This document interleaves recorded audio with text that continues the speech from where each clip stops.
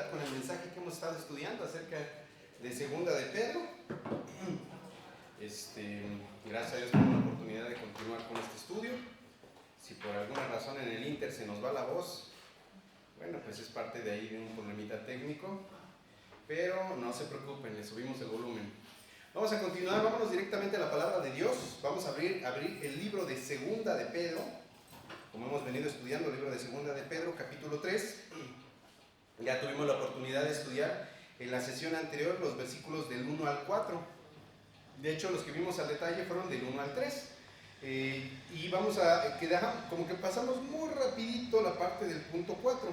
Pero si ustedes se acuerdan específicamente, vamos a leer desde el 3:1. Síganme con la mirada. Dice: amados, esta es la segunda carta que os escribo, y en ambas despierto con exhortación vuestro limpio entendimiento, para que tengáis memoria de las palabras que antes han sido dichas por los santos profetas, y del mandamiento del Señor y Salvador dado por vuestros apóstoles, sabiendo primero esto, que en los postreros días vendrán burladores andando según sus propias concupiscencias, y diciendo: ¿dónde está la promesa de su advenimiento? Porque desde el día en que los padres durmieron, todas las cosas permanecen así como desde el principio de la creación. Entonces estudiamos esta parte en la sesión anterior, en la cual Pedro nos está diciendo que en los postreros tiempos van a haber burladores. Y por la palabra de burladores se refiere a gente que se ríe, gente que tiene en menos la palabra de Dios, gente que se está burlando incluso de Cristo. Y es lo que está diciendo aquí Pedro. Recordarán que esto no solo es algo que yo les estoy diciendo, sino que también se encuentra en el Antiguo Testamento. Por los profetas fue dicho, y por el mismo Señor Jesucristo, el cual nos está recordando, nos está avisando acerca de que en este tiempo postrero habrá apostasía, y también nos habla acerca de la segunda venida del Señor, la segunda venida de Cristo. Entonces, él se enfoca, o nos quedamos en la parte de que ellos se burlan acerca de la venida de Cristo. Recordarán que en esa última porción vimos que dice, que dice en la segunda parte, donde nos quedamos en el versículo 3:4, en el versículo 4, dice: y diciendo, ¿dónde está la promesa de su advenimiento? Porque desde el día en que los padres durmieron, todas las cosas permanecen así como desde el principio de la creación. O sea, ellos dicen: ustedes los cristianos están viniendo desde hace mucho tiempo, nos están diciendo que va a venir Dios, que Dios va a juzgar al hombre, que Dios va a destruir, pero lo cierto es que no ha pasado nada. Las cosas siguen exactamente igual desde que los padres vivían. No ha pasado absolutamente nada. Y recordarán que en la última sesión vimos por ahí la parte de Eclesiastés 1 al 11. No le voy a dar lectura, pero lo que sí le quiero dar lectura al menos es a partir del versículo 2, que dice Eclesiastés 1:2: vanidad de vanidades, dijo el predicador, vanidad de vanidades, todo es vanidad.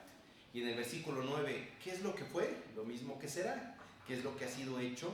Lo mismo que se hará. Y nada hay nuevo debajo del sol. ¿Hay algo de que se pueda decir, he aquí esto es nuevo? Ya fue en los siglos que nos han precedido. No hay memoria de lo que precedió, ni tampoco de lo que sucederá habrá memoria en los que serán después.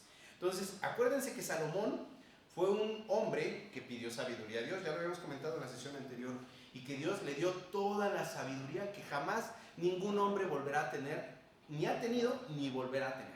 Sabemos que únicamente el único verdaderamente sabio pues es Cristo, como hombre.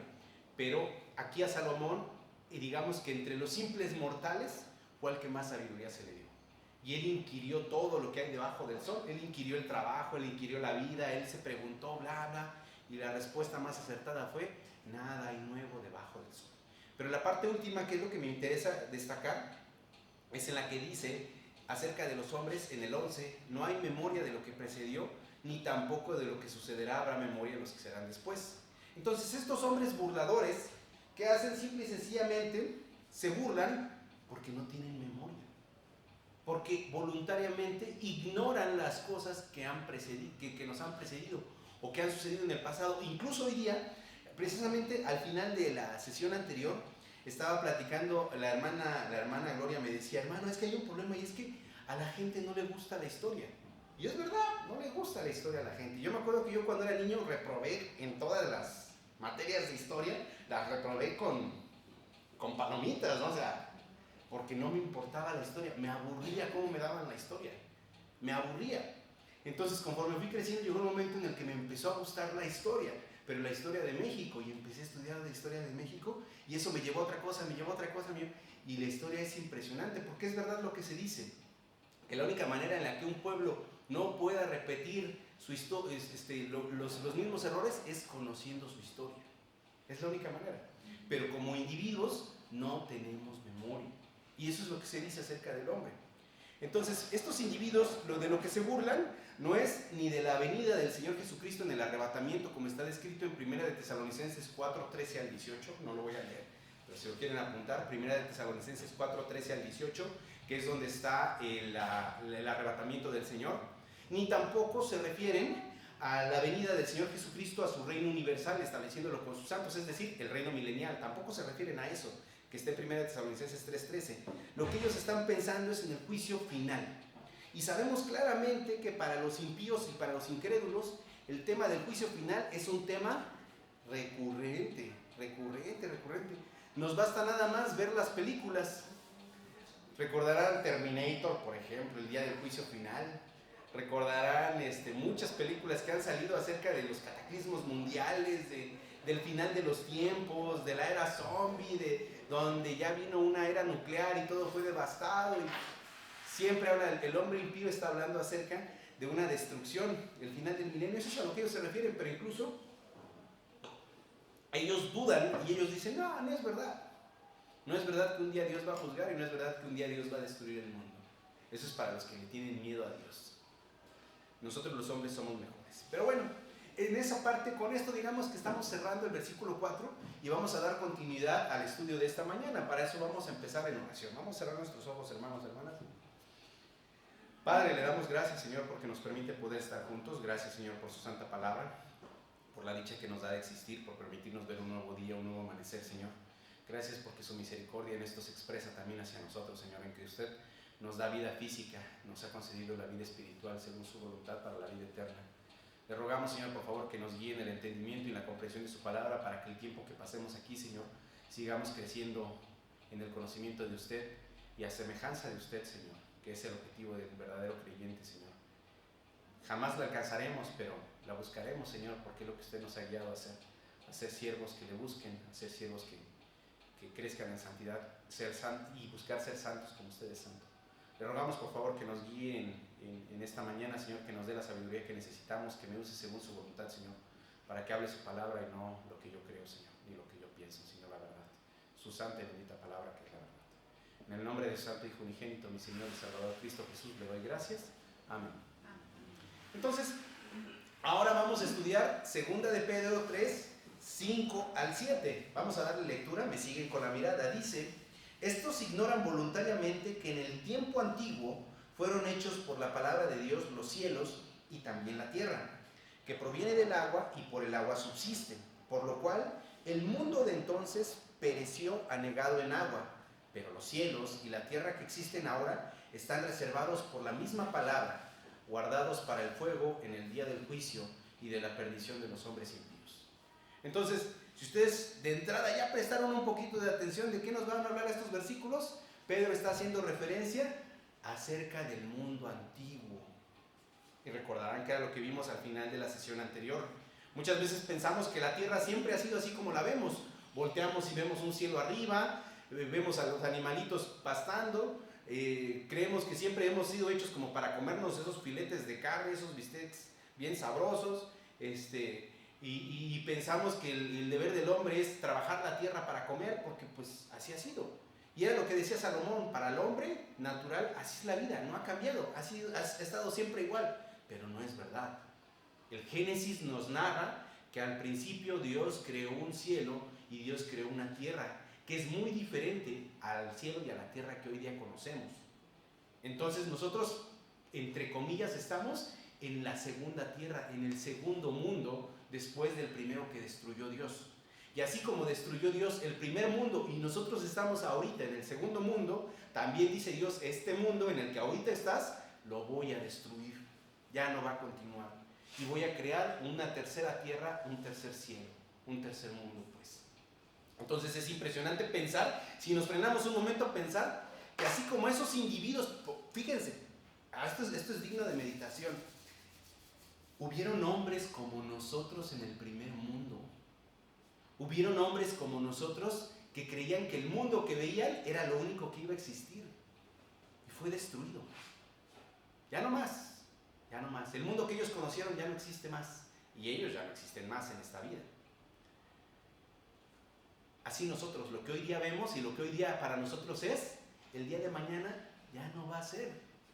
Y los que vengan después de nosotros no van a ver este mundo que nosotros vemos. Es de ponernos a meditar, de ponernos a pensar, caray, ¿por qué va a pasar? Porque Dios lo dijo. Y si Dios lo dice, Dios lo va a hacer. Y eso es algo importante que debemos de tener presente. Entonces, en esta porción nos habla Pedro acerca de que estos individuos ignoran de forma voluntaria que Dios ya ha mostrado su poder destruyendo la tierra una vez y que de nueva cuenta la va a volver a destruir. Que hay evidencia de que Dios hizo eso. Entonces, ¿cómo es que era el mundo anterior? Bueno, primero, Pedro nos dice que Dios formó la tierra haciéndola surgir del agua. Vamos a ver Génesis 1:2. En Génesis 1:2 nos dice la palabra, le voy a dar lectura, Génesis 1:2. Y la tierra estaba desordenada y vacía, y las tinieblas estaban sobre la faz del abismo, y el Espíritu de Dios se movía sobre la faz de las aguas. Al principio solo había tinieblas. Y al principio Dios creó únicamente las aguas, de tal forma que solamente el planeta estaba cubierto de agua. Y el Espíritu de Dios se movía sobre la faz de las aguas, sobre la superficie de las aguas. Luego nos dice en Génesis 1:6 al 7. Dice, Génesis 1:6 al 7. Luego dijo Dios, haya expansión en medio de las aguas y separe las aguas de las aguas. E hizo Dios la expansión y separó las aguas que estaban debajo de la expansión de las aguas que estaban sobre la expansión, y fue así. Ahora, quiero aclarar, esta es mi postura. Mi postura es que el mundo antiguo tenía aguas, de donde Dios hizo surgir una porción de tierra. No muchas porciones de tierra, una porción de tierra.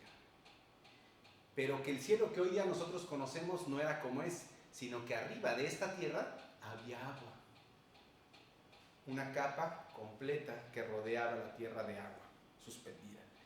Y un espacio en medio donde surgió el agua y alrededor agua. Esa es mi postura y la de algunos, yo sé que así es.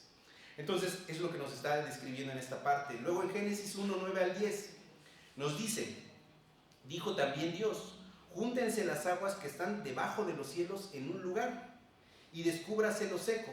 Y fue así, y llamó Dios a lo seco tierra, y a la reunión de las aguas llamó mares. Y vio Dios que era bueno. Fíjense, vio Dios que era bueno haber organizado de esta forma. Entonces, ciertamente la tierra surgió del agua. Y aquí algo que quiero destacar, para que nos quede un poquito más claro cómo es que era el mundo antiguo, vamos a Génesis 2, 4 al 6. Génesis 2, 4 al 6. Dice, estos son los orígenes de los cielos y de la tierra cuando fueron creados. El día que Jehová Dios hizo la tierra y los cielos, y toda planta del campo antes que fuese en la tierra, y toda hierba del campo antes que naciese, porque Jehová Dios aún no había hecho llover sobre la tierra, ni había hombre para que labrase la tierra, sino que subía de la tierra un vapor, el cual regaba toda la faz de la tierra.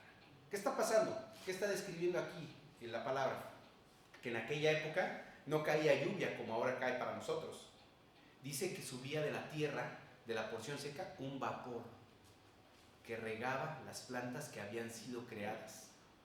Que no existía la siembra porque aún no había hombre que sembrara. Fíjense. Entonces era tierra que formó parte de la creación, hierbas que formó parte de la creación de Dios. Después, conforme vamos avanzando, ya no lo vamos a ver, pero yo les invito a que revisen Génesis. Después Dios crea a los animales y al final crea a Dios a los hombres. Y Dios le dice al hombre que toda semilla, que toda planta que produce semilla, fruto que produce semilla o que tiene semilla, le han sido dados al hombre para comer. Y que a los animales toda hierba verde es para comer. Entonces Dios le está diciendo claramente, no es que fuéramos carnívoros desde el principio los hombres eran vegetarianos al principio. Los animales tenían que comer hierba nada más, pero no era la hierba que producía semillas. Entonces, aquí la cuestión está en que Dios tenía bien definido o definió claramente cómo tenía que ser el mundo antiguo. Ahora, ¿qué es lo que sucede? Bueno, simple y sencillamente el hombre transgredió la voluntad de Dios, desobedeció a Dios, la maldad creció mucho en el mundo de tal forma que Dios se arrepintió de haber creado al hombre. Y dijo, ahora por arrepentir no significa que Dios dijo, nunca los hubiera creado. No, no. Acuérdense, el arrepentimiento tiene dos definiciones. Uno es pesar y el otro es cambio de mente. Muchas veces en el arrepentimiento decimos, ¿por qué hice eso? Es parte de nuestro arrepentimiento. Pero en el caso de Dios en esta porción, lo que hace referencia en el original es que Él sintió pesar. Le dolió, pues, haber creado al hombre y que el hombre se haya pervertido en la forma en la que se pervirtió y cayó en tanta maldad. Y Dios dijo, voy a raer al hombre y a toda esta creación de sobre la faz de la tierra y no va a quedar más nadie, no va a quedar más nada, ni el hombre ni el animal, nada va a quedar, nada. Y es que Él decide traer el diluvio. Entonces, estos burladores, como les digo, ciertamente piensan que, ignoran que el mundo ya fue destruido por agua, ignoran que Dios ya en el pasado destruyó la tierra y está perfectamente datado acerca del diluvio. Entonces, no me quiero ir tanto por esta parte explicando más y más de cómo Dios trajo el diluvio. Sabemos que le dijo a Noé, tendrás que construir un arca, vas a colocar un animal de cada especie, una pareja de cada especie, a los que son limpios le mete un número mayor que los que son impuros, y les dice, los vas a juntar, vas a construir esta arca. Durante 100 años Noé construye esta arca, y llegado el momento de que Dios ha determinado, viene el diluvio sobre la tierra. Lo vamos a ver en unos momentos más. Pero aquí el punto o el enfoque son estos individuos, estos burladores, estos individuos que se burlan de la verdad. Ahora, ¿quiénes pueden ser estos burladores? Muchas veces pensamos, pues son los pastores, son los maestros que enseñan en las congregaciones, son estos. No necesariamente. ¿Por qué? Pueden ser hasta los científicos, pueden ser las personas estudiadas también. Porque hoy día ustedes, si platican con una persona estudiada, va a decir, ¿en serio crees en ese mito del diluvio? No, la ciencia ya ha explicado que jamás hubo un diluvio. Y hay gente que dice, oye, ¿y cómo explicas entonces que en el desierto de Sonora hay vestigios de moluscos, de animales, hay huesos de peces que quedaron de antaño? Es que era de otra época y ahí pasó algo y buscan justificar todo el tiempo las cosas con la ciencia. Son burladores, son individuos escépticos que no creen en la verdad. Se jactan ciertamente de que el hombre tiene la razón, de que para eso la ciencia ha avanzado, de que la Biblia es arcaica, que es un libro de mitos y de cuentos y que no es verdad. Entonces, algo que debemos de tener presente es que si Dios intervino en una ocasión en los asuntos de los hombres y el propósito de aquella intervención fue destruir a la humanidad, ¿qué nos hace pensar que no lo va a hacer de nueva cuenta? Es decir, Dios destruyó una vez al hombre por causa de su maldad. ¿Qué hace creer al hombre que el hombre ahora es bueno y que no va a ser destruido? No hay lógica. Todos somos malos, dice la Biblia. Entonces, continuamos con 2 de Pedro 3:6. Miren, en 2 de Pedro 3:6 y sobre el mismo hilo, dice, por lo cual el mundo de entonces pereció anegado en agua. Entonces, desde el principio Dios creó el mundo con los medios necesarios para la propia destrucción de este mundo. Ya que si algo sobra en esta tierra, hermanos, hermanas, ¿qué es? Agua. Agua. Se dice que la tierra está conformada en 3/4 partes de agua y que 1/4 parte es tierra firme. Se dice eso. Entonces nos bastan los mares para ver las extensiones. Como yo siempre pongo de ejemplo el mar. Me encanta poner de ejemplo el mar porque a mí me abruma el mar. No sé ustedes, pero a mí me abruma el mar. Yo pienso que si Dios me concede, y digo, yo sí lo pido, Señor, por favor, que nunca me tenga que subir a un barco, porque de verdad, en serio, a mí me abruma el mar. A mí yo me pongo a ver estas imágenes que de pronto sacan de estas olas gigantescas que golpean y caen, y donde uno voltea mar, y les comparto en una ocasión, gracias a Dios tuve la oportunidad de que, recuerdo que el viaje más largo que he hecho es a Chile, y el avión se fue fueron 10 horas sobre el océano. sobre el océano, océano, océano, océano. Y alto, alto, alto. Entonces a donde yo volteaba, mar, mar, mar, mar, mar, volteaba para acá y mar, mar, mar. Yo decía, ay, donde esto se caiga. Ahora siempre pensamos eso, ¿verdad? Pero me abrumó tanto mar me abrumó. Y luego recuerdo cuando entraba, da el avión la vuelta para entrar a Santiago, empieza a voltear y empieza uno a ver todos los Andes. Tin, tin, tin, tin, tin, unas montañas gigantescas, gigantescas, y llenas de nieve todas, tin, tin, tin, y de pronto gira el avión y parece que se va a impactar contra los Andes y nada más empieza a entrar y baja para entrar a Chile, ahí a Santiago. Entonces, pero sí me abrumo. Entonces lo que les digo es en cuanto al mar, que el mar me da miedo, pero el punto es el mar, perdón, el punto es el agua. Entonces también nosotros tomamos agua. ¿De dónde provienen las aguas? Del fondo de la tierra. Lo que hoy bebemos, el agua dulce, fondo de la tierra. Entonces Dios creó esta tierra, este planeta, de una forma tan especial, tan nivelada, tan perfecta, que hay la suficiente agua para sustentar esta tierra, este mundo, para sustentar a la humanidad que hoy día existe. Entonces, pero como les decía al principio, mi postura es que el mundo no era como es ahora. Entonces, vamos a ver Génesis 7, 11 al 16. Génesis 7, 11 al 16. Nos dice en Génesis 7, 11, el año 600 de la vida de Noé, en el mes segundo, a los 17 días del mes, aquel día fueron rotas todas las fuentes del grande abismo y las cataratas del cielo fueron abiertas. ¿Qué significa? Que en aquel día las fuentes del grande abismo empezaron a brotar, de abajo, ¡fum!, a brotar agua, empezó a brotar agua. Y no solo eso, sino que también las cataratas de los cielos empezaron a caer. Yo no sé si ustedes han visto el ejemplo de las cataratas del Niágara en Canadá, si las han visto, en imágenes yo las he visto, ¿verdad? Pero son tremendas, son unas montañas enormes que están... ¿Pueden imaginarse eso de arriba? ¿Cuánta agua tuvo que caer para llenar toda la tierra de agua de nuevo? Fue tremendo. En el 12 dice, y hubo lluvia sobre la tierra 40 días y 40 noches. En este mismo día entraron Noé y Sem, Cam y Jafet, hijos de Noé, la mujer de Noé y las 3 mujeres de sus hijos con él en el arca. Ellos y todos los animales silvestres según sus especies y todos los animales domesticados según sus especies y todo reptil que se arrastra sobre la tierra según su especie y toda ave según su especie y todo pájaro de toda especie. Vinieron pues con Noé al arca de 2 en 2 de toda carne en que había espíritu de vida, y los que vinieron macho y hembra de toda carne vinieron como le había mandado Dios, y Jehová les cerró la puerta. Entonces aquí vemos cómo es que vinieron la cantidad de animales, vino Noé, vino su esposa, vinieron sus hijos con sus esposas de sus hijos, se cerró el arca y vámonos para arriba, a empezar a flotar. Aquí lo que me llama la atención, como les decía, es que dice que cataratas cayeron del cielo, cataratas. No es una lluvia, no son gotas, es cataratas, son torrentes de agua pues que cayeron sobre la tierra, inmediatamente cayeron. Ahorita hay que tener eso presente para lo que viene. Entonces, también tenemos presente que conforme a este diluvio nos dice que fue tanta el agua que el monte más alto de la tierra fue cubierto 15 codos, si mal no recuerdo dice, 15 codos por encima del monte más alto.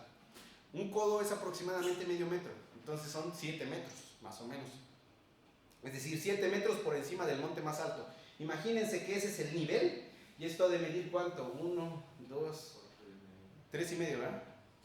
Unos 4. Entonces súmenle otro tanto pedazo más, y que el límite era ahí. Entonces todo esto es esto por 2 de agua, todo cubierto. Y uno pensará, pues las aves la libraron, ¿no? 40 días y 40 noches volando sin cesar. ¿Creen que pueda librarla un ave? No. No, ningún ser vivo. Alguno que esté flotando y que era nadador olímpico, 40 días y 40 noches nadando. No. Fueron raídos todos, absolutamente todos los hombres que no se encontraron en el arca. Entonces, Pedro puntualiza en el versículo 21 al 24 la universalidad del diluvio. Fíjense, vamos a leer del 21 al 24, dice, y murió toda carne que se mueve sobre la tierra, así de aves como de ganado, y de bestias, y de todo reptil que se arrastra sobre la tierra, y todo hombre, todo lo que tenía aliento de espíritu de vida en sus narices, todo lo que había en la tierra murió. Así fue destruido todo ser que vivía sobre la faz de la tierra, desde el hombre hasta la bestia, los reptiles y las aves del cielo, y fueron raídos de la tierra, y quedó solamente Noé y los que con él estaban en el arca, y prevalecieron las aguas sobre la tierra 150 días. Porque muchas veces pensamos, llovió 40 días y 40 noches, y luego al día siguiente, y ya, hubo tierra de nuevo.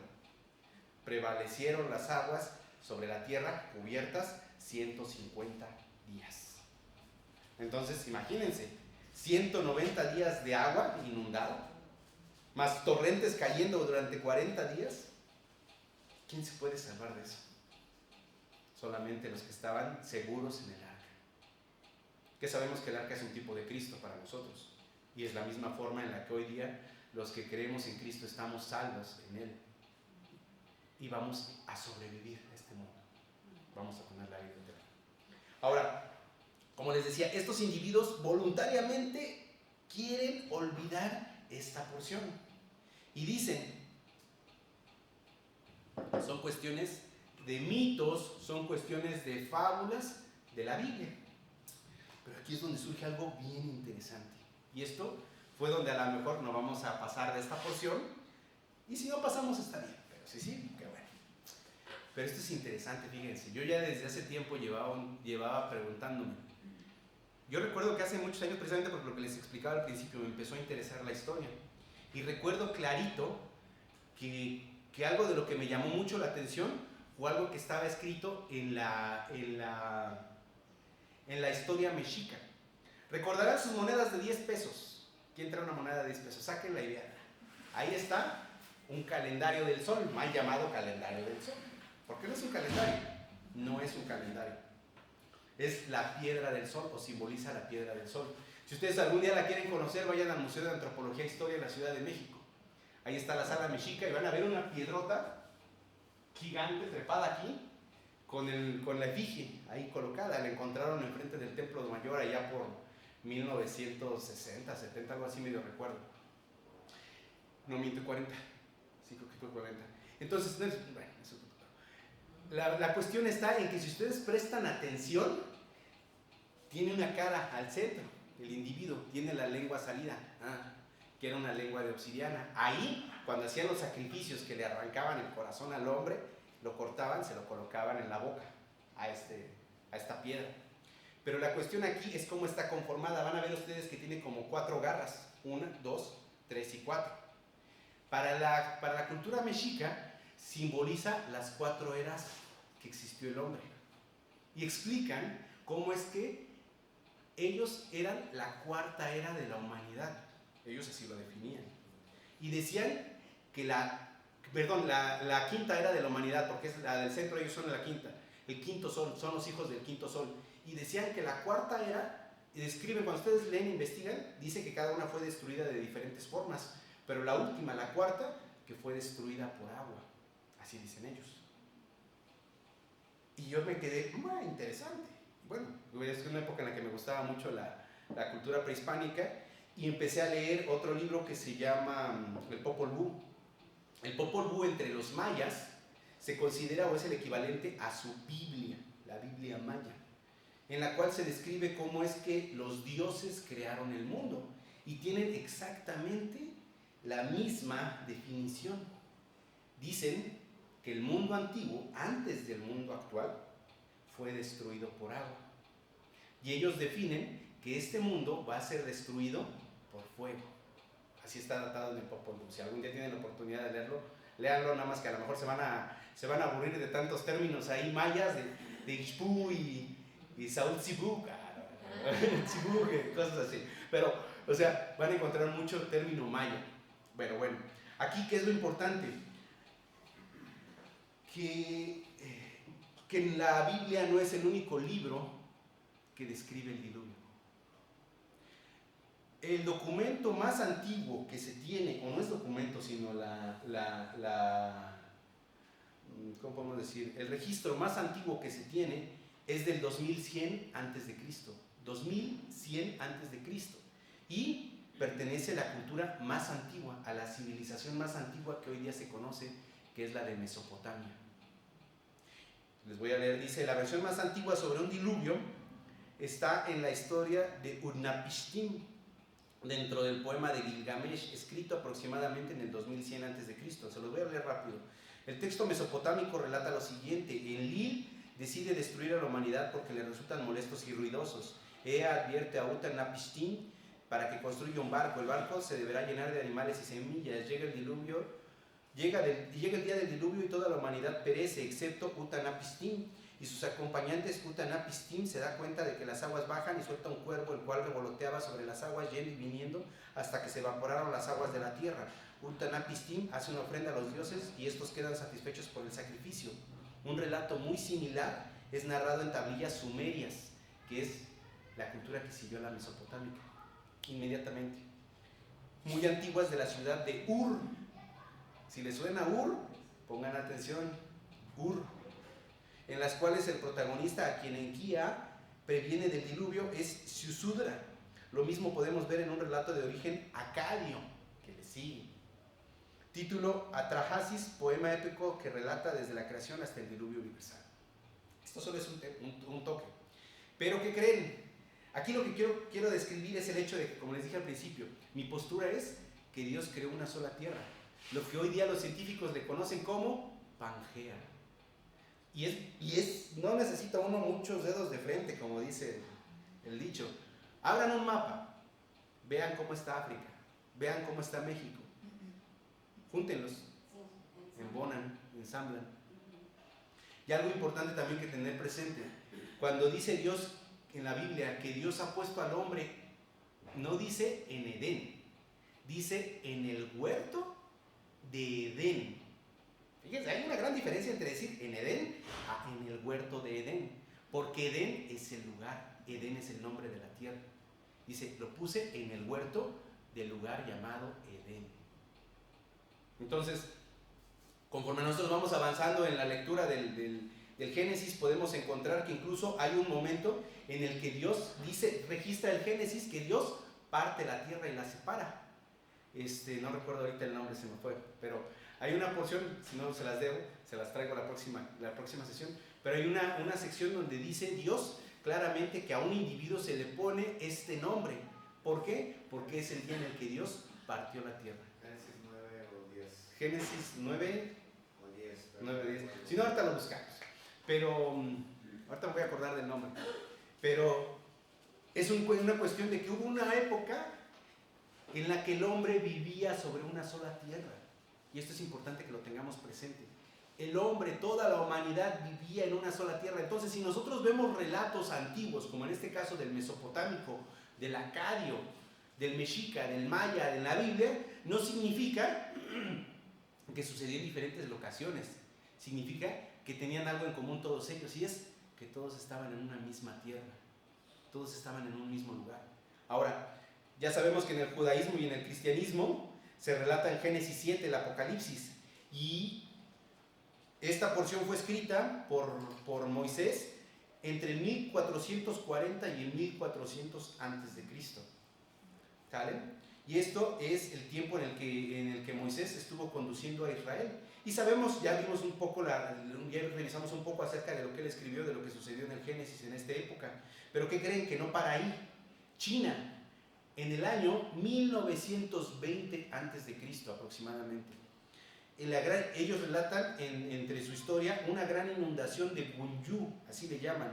Fue una gran inundación que se prolongó durante al menos 2 generaciones, lo cual originó grandes migraciones, entre otros desastres como tormentas y hambrunas. Eso lo encuentran en la cultura china. Está datado en la China, está datado en Mesopotamia. Los indios, en la hindú, en las escrituras védicas de la India, es Vayumbuva Manu, que es el primer ser humano según la creencia hindú. Es el primer rey que reinó sobre la tierra y que fue avisado del diluvio por una encarnación de Vishnu, su supuesto dios, en forma de un gigantesco pez, Matsya Avatar. El rey construyó una gran nave donde alojó a su familia y a todos los animales para repoblar la tierra. enganchó la nave al cuerno del pez Matsya, que los arrastró a través del diluvio. El diluvio hindú fue mucho más devastador, ya que el agua no provenía de las nubes de este planeta, sino que se trataba de una creciente del océano que se encuentra en el fondo del universo. ¿Les suena? Que acabamos de leer, que en aquel día, dice la Biblia, fueron rotas, abiertas las fuentes del grande abismo.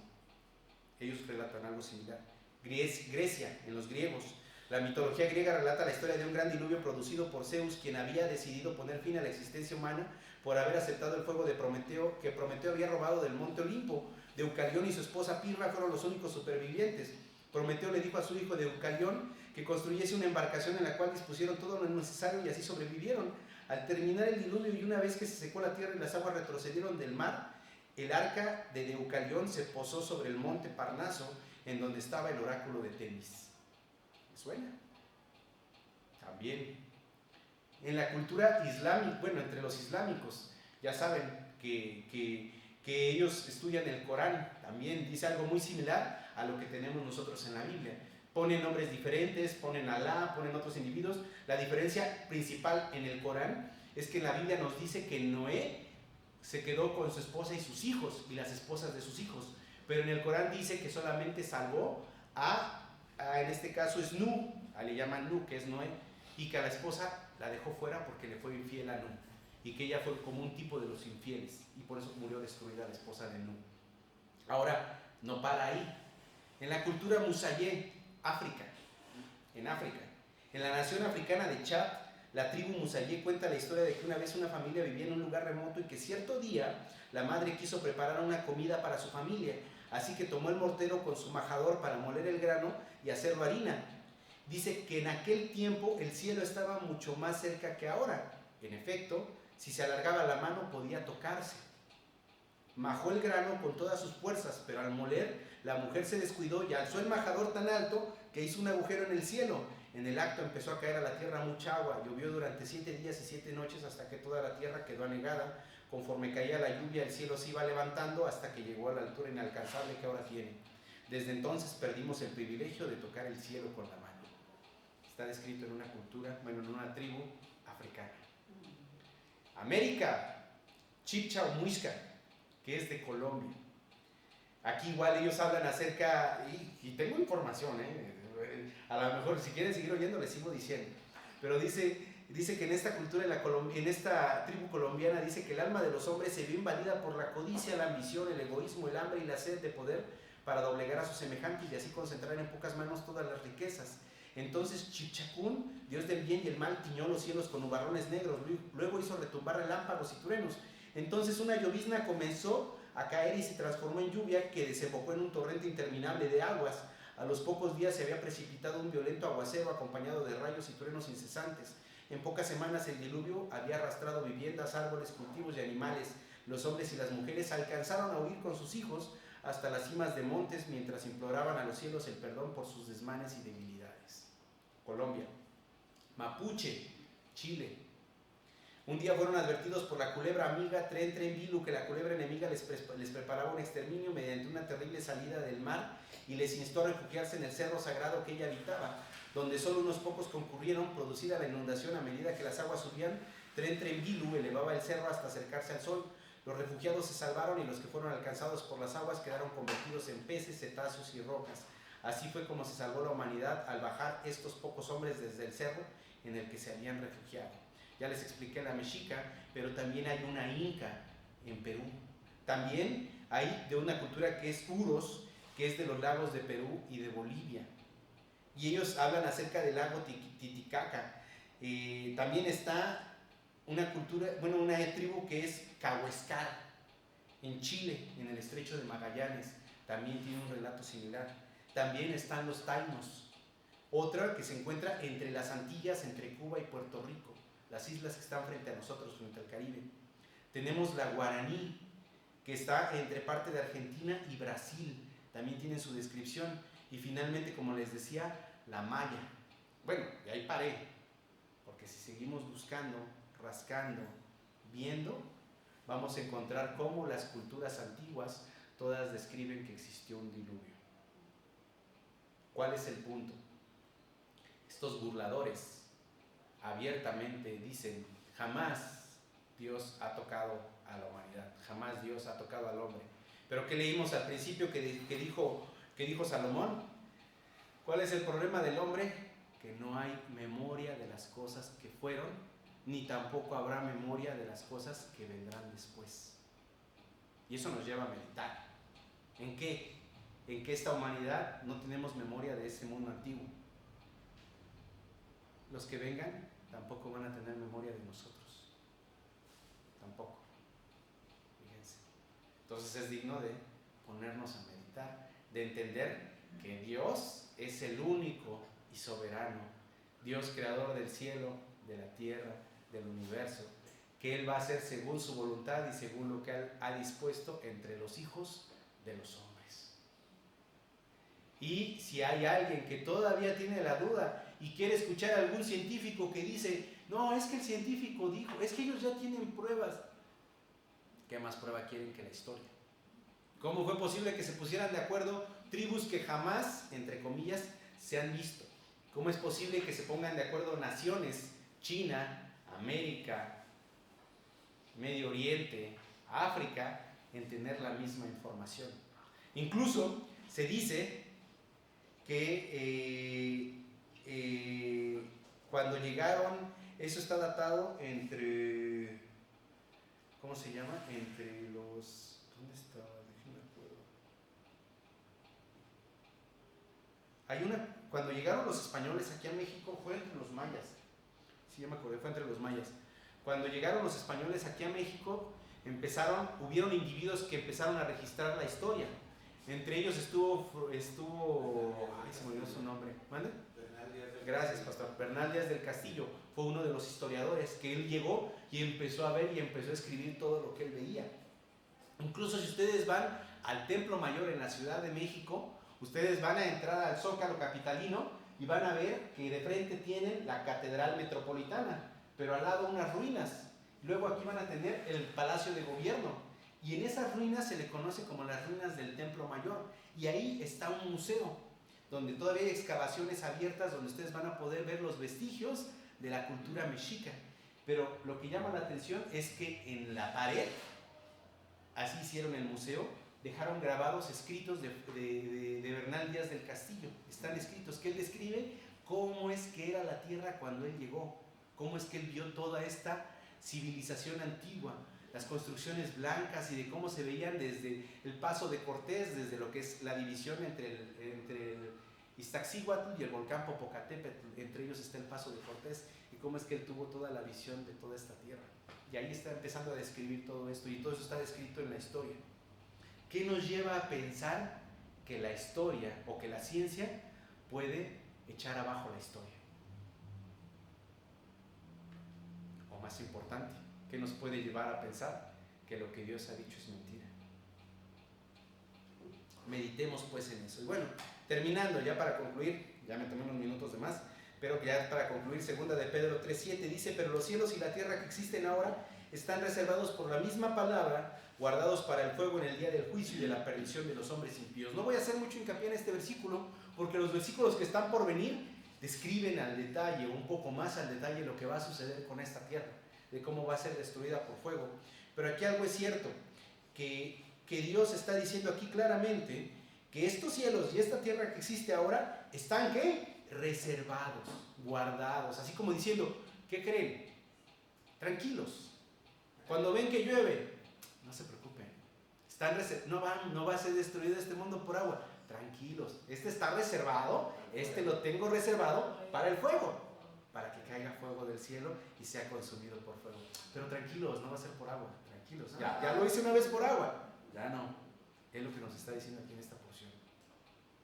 Entonces está guardado para el día del juicio y de la perdición de los hombres impíos. Y sabemos que hoy día existimos en una era nuclear y que desde 1945, que se detonaron las bombas en Hiroshima y Nagasaki, en Japón, existe un miedo muy latente entre los hombres de ya va a venir la tercera, una guerra nuclear. Y sabemos que los países, las primeras potencias, tienen tanto armamento nuclear que sabemos que si de pronto uno le escupe al otro, el otro, sí, pues ¡pum! Vámonos. Y se acabó lo que existía. Pero no va a ser así, tranquilos. También, ¿por qué? Porque Dios nos ha dado evidencias claras de que hay cosas que tienen que pasar antes de que esto acontezca. ¿Puede que eso pase? Claro. ¿Que formen parte de la destrucción del fuego como va a ser destruido? Claro que sí, porque sabemos que estas armas nucleares tienen el poder de barrer una ciudad completa y dejarla en cenizas. Y va a ser destruido por fuego. Pero hay que tener presente que esto solamente es el actuar del hombre. Pero la Biblia dice, tranquilos, no nada más aquí va a actuar el hombre. Voy a actuar yo. Y yo voy a hacer descender del cielo, fuego. Y las estrellas se van a precipitar de los cielos. Y los montes van a ser removidos de su lugar. No es una destrucción de hombre, es una destrucción hecha por mí, dice Dios. Entonces, pero tranquilos, tranquilos. Van a oír de guerras, de rumores de guerras, pero todavía no es el fin. Tranquilos, yo la voy a destruir como yo lo haya determinado. ¿Y qué sabemos que dice? Segunda de Tesalonicenses 2:7, porque ya está en acción, segunda de Tesalonicenses 2:7, porque ya está en acción el misterio de la iniquidad, solo que hay quien al presente lo detiene hasta que él a su vez sea quitado del medio. ¿Qué va a pasar? Mucho caos en el mundo, mucho caos, muchos problemas, mucho todo, pero ahorita el Espíritu Santo está deteniendo la iniquidad.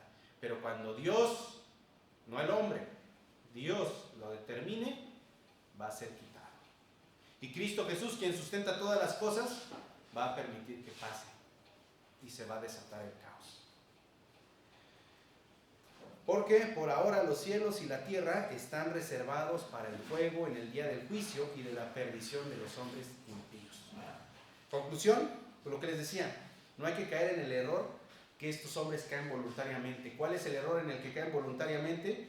Que desacreditan e ignoran la palabra de Dios. Y que dicen, las cosas han estado igual desde que los padres vivieron. Las cosas han estado, nada ha cambiado. No te confundas. Sí ha cambiado y va a cambiar. Y como les decía, tener presente que así como nosotros no tenemos memoria del mundo antiguo, el mundo que viene no va a tener memoria de nosotros. No va a tener memoria de esto, no va a tener memoria de todo lo que nosotros vemos. Porque todo esto va a ser destruido. Paréntesis, ahí cuando yo lo entendí dije, yo que tanto me afano en cuidar mis cosas, ¿verdad? Sus casas, sus carros, su dinero. ¿Y en qué se afana el hombre? Por eso el hombre debe poner los ojos en lo eterno. Por eso.